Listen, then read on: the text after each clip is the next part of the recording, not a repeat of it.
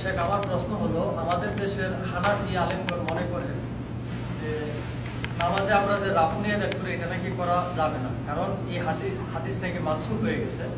এক্ষেত্রে তারা সহিহ মুসলিমের একটি হাদিস উল্লেখ করে বলে থাকে, ওই হাদিসে নাকি রাসূল সাল্লাল্লাহু আলাইহি ওয়াসাল্লাম বলেছেন যে তোমরা মানে ঘোড়ার লেজের নেই হাত উত্তোলন করো।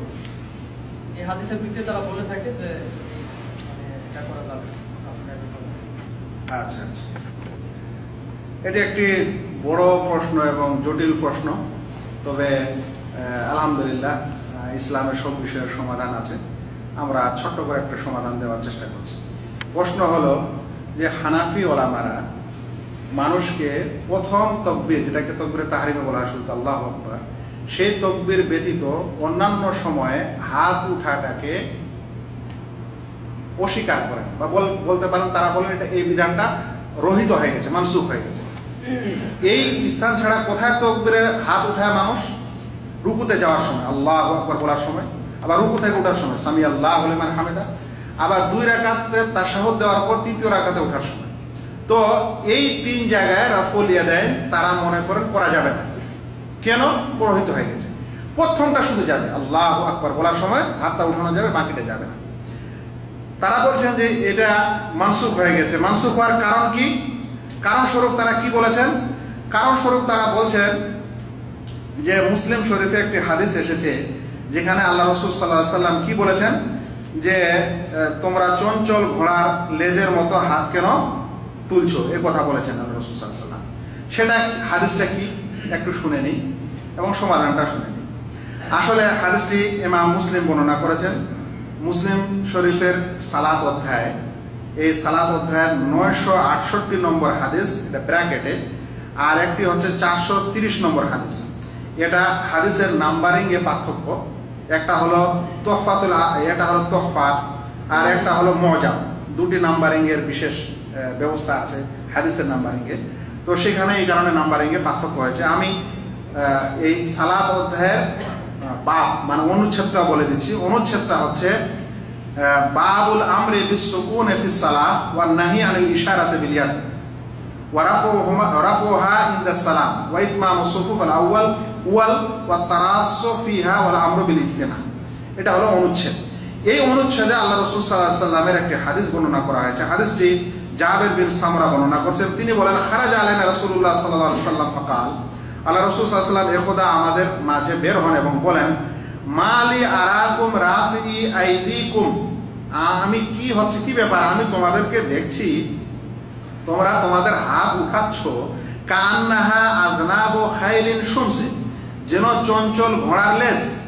উসকুনু ফিস সালাহ, নামাজে স্থির থাকো। এটা কি? এটা হলো হাদিস। এই হাদিসের দ্বারা তারা বলতে চাচ্ছেন যে নামাজে হাত উঠানো যাবে না। কিন্তু এ কথা সবাই জানেন যে তারা স্বয়ং নিজেই বলেছেন যে প্রথমটা যাবে, আর বাকিগুলা কি করা যাবে না, উঠানো যাবে না। দলিল কি? দলিল এটা দিয়েছেন, বলছে এই দলিলের মাধ্যমে বাকি সময়গুলোর হাত তোলাটা রহিত হয়ে গেছে। বুঝতে পারছেন এই প্রসঙ্গটি? এখন আমাকে বলেন, এই হাদিসের আমি শব্দগুলো পড়লাম এবং অনুবাদটা করলাম, এখানে কি এটা বোঝা যাচ্ছে যে তোমরা প্রথমটা উঠাও আর বাকিগুলা উঠাও না? না। এটা কি বোঝা যাচ্ছে? তারপরে আমরা ধরেই নিলাম তাদের বুঝ অনুযায়ী যে এখানে প্রথমটা উঠানো বোঝা যাচ্ছে আর বাকি 3 বার উঠানো যাবে না, এটা হাদিস থেকে বোঝাচ্ছে। আর আল্লাহ রাসূল সাল্লাল্লাহু আলাইহি ওয়াসাল্লাম বলেন চঞ্চল ঘোড়ার লেজের মতো হাত কেন তুলছো? আমরা বলবো যে ভাই, যদি সত্যিকারে এই সকল ভাইয়েরা হাদিসের অনুসারী হন, সুন্নতের অনুসারী হন এবং সত্যিকারে মানুষকে সহি জ্ঞান দিতে চান, তাহলে শুধু এই হাদিসটাই কেন বলছেন? এই হাদিসটার পরের একটি হাদিস, সাথে সাথে এই হাদিসটার পরের হাদিস, ওই হাদিসে একটা সনদ বর্ণনা করা হয়েছে, কোনো হাদিসের ইবারত মাতান নাই। অতঃপর তারপরের হাদিস আবারও বলছি, ইমাম মুসলিমের এই হাদিস, যে হাদিস দিয়ে তারা দলিল দিলেন যে প্রথম ছাড়া আর বাকি সময় হাত উঠানো যাবে না, মানসুখ হয়ে গেছে এই হাদিসের কারণে, আমি এই সকল ভাইকে বলবো এবং যারা শুনছেন তাদেরকে বলবো যে ভাই, আল্লাহর ওয়াস্তে ওই হাদিসটার ওই অনুচ্ছেদে, ইমাম মুসলিম ওই অধ্যায়ের ওই অনুচ্ছেদের ওই হাদিসটার পরে পরে আরো 2টি হাদিস নিয়ে এসেছেন। বরং এই অনুচ্ছেদে তারপরে 3টি হাদিস আছে। এই হাদিসটার পরে কয়টি হাদিস আছে? 3টি। 3টির মধ্যে প্রথমটি তো এই হাদিস, দ্বিতীয়টি একটা হাদিসের সনদ মাতান নাই, তারপরে তৃতীয় হাদিস এবং চতুর্থ হাদিসে আল্লাহ রাসূল সাল্লাল্লাহু আলাইহি সাল্লাম এই হাদিসেরই ব্যাখ্যা দিয়েছেন এবং সাহাবায়ে কেরামরা এই হাদিসেরই বিশ্লেষণটা বুঝেছেন যে আল্লাহ রাসূল যে তাদের বললেন যে তোমরা চঞ্চল ঘোড়ার লেজের মতো হাত কেন তুলছো, এই কথাটার অর্থ কি। স্বয়ং এই হাদিসের পরে এই কথা এসেছে। শুনেন কি এসেছে। এই হাদিসটিকে জাবের বিন সামরা বর্ণনা করেছেন। তিনি বলছেন, দেখেন ওই হাদিসটিকে কে বর্ণনা করেছিল? জাবের বিন সামরা। একজন রাবীর একটি হাদিস, দ্বিতীয় হাদিসটা তার বর্ণনা। একটা হাদিসের উচ্চ অর্থ দ্বিতীয় হাদিসে তার কি হয়ে যায়? বর্ণনা হয়ে যায়। কারণ ওটাতে কম কথা এসেছে, এটা বেশি কথা এসেছে, ওটা অস্পষ্ট এসেছে, এটা স্পষ্ট এসেছে।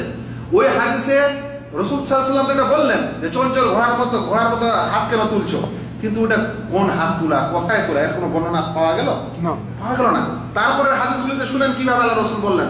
আল্লাহ রাসূল বলছেন, জাবের বিন সামরা তিনি বর্ণনা করছেন হাদিসটিকে, বলছেন সাল্লাইতু মা রাসূলিল্লাহ, আমি আল্লাহ রাসূল সাল্লাল্লাহু আলাইহি ওয়াসাল্লামের সাথে নামাজ পড়লাম।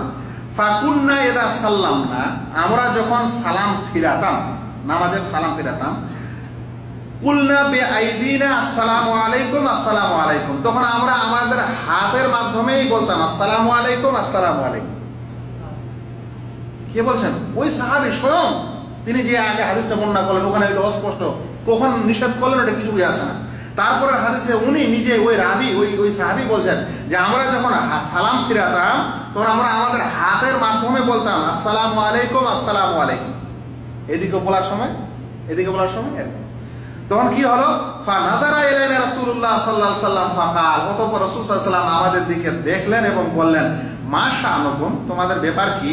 তুশিরুনা বিআইদিকুম, হাতের মাধ্যমে ইশারা করছো, কান্নাহা আযনাবু খাইলিন শুমুসিন, ওই শব্দই যেন চঞ্চল ঘোড়ার লেজ। তাহলে চঞ্চল ঘোড়ার লেজের মতো হাতটা তুলতে নিষেধ কোথায়? সালাম ফিরানোর সময় কেউ যদি এরকম করে বা এরকম করে। তারপরে কি বললেন? ইদা সাল্লামা আহাদুকুম, যখন তোমাদের কেউ সালাম ফিরাবে, দেখেন রাসূল সাল্লাল্লাহু আলাইহি ওয়াসাল্লামের শব্দ, যখন সালামের কথা তিনি স্বয়ং উল্লেখ করছেন, যখন তোমরা সালাম ফিরাবে ফালিয়ালতাফিত ইলা সাহিবিহি ওয়ালা ইউমিউ বিয়াদিহি, তাহলে সে যেন তার সাথীর দিকে, মানে তার পাশে বসা লোকের দিকে যেন ইলতিফাত করে, মানে ওইদিকে যেন তাকায়, ওইদিকে যেন মুখ করে, ওয়ালা ইউমিউ বিয়াদিহি, এবং হাত দিয়ে যেন ইশারা না করে। তাহলে আল্লাহকে ভয় করেন ভাইয়েরা যারা এরকম কথা বলেন। একজন অজ্ঞ মানুষকে, সাধারণ মানুষকে যদি এরকম একটা দলিল দিয়ে আপনি আপনার মাযহাবকে ঠিক করতে চান, আফসোসের ব্যাপার। রাসূল সাল্লাল্লাহু আলাইহি ওয়াসাল্লামের হাদিস ওই রাবী বর্ণনা করছেন, ওই কথাটা উজ্জ্বল, এই কথাটা স্পষ্ট। কেমন করে মানুষকে এরকম করে বাধা দেওয়া হয়?